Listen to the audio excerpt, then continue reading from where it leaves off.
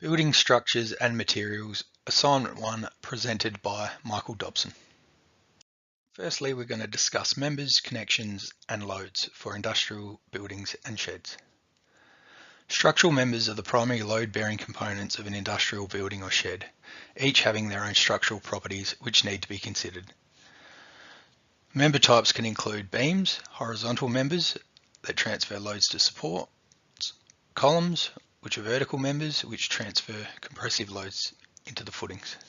Additional structural members can include purlins, girts, bracings, etc.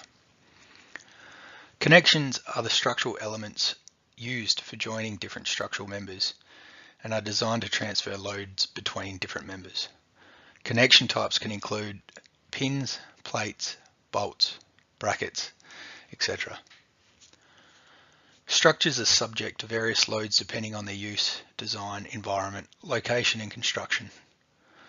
Loads can be categorized into two areas, dead loads and live loads.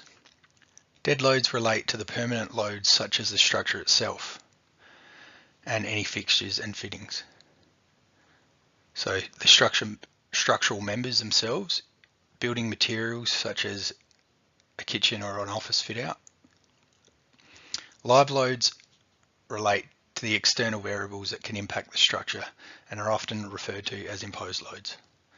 These can include wind, traffic, people, vehicles, earthquake loads, snow loads can also be factored in. For my site visit, I chose Earls Transport in Clare, South Australia. From the pictures you can see their truck depot shed. The images shown here represent the different structural members as well as connections. From the site visit, we've identified all the different structural members of the shed. The purlins, the rafters, the columns, the girts, bracings and connections.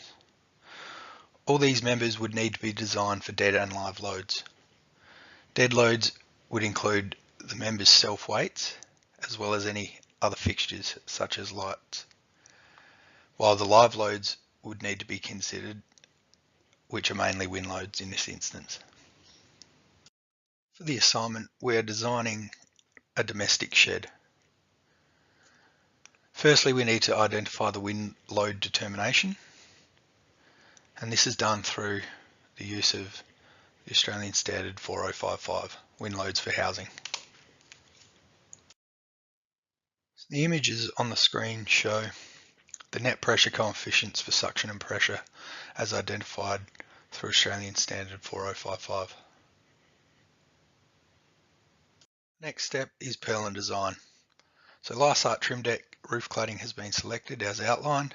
We've then calculated our dead loads and our live loads, and then we've used our design capacity tables to select our purlin, in this case ZC 150/19.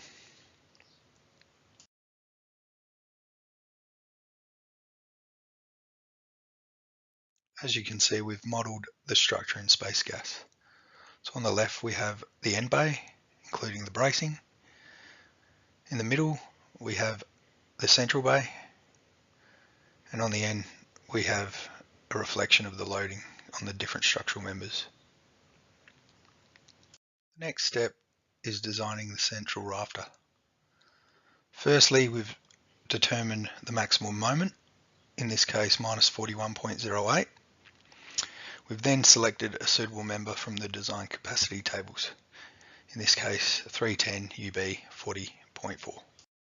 Then moved on to designing the end rafters for the shed and used the design capacity tables to select a suitable member, in this case 200 UB 29.8.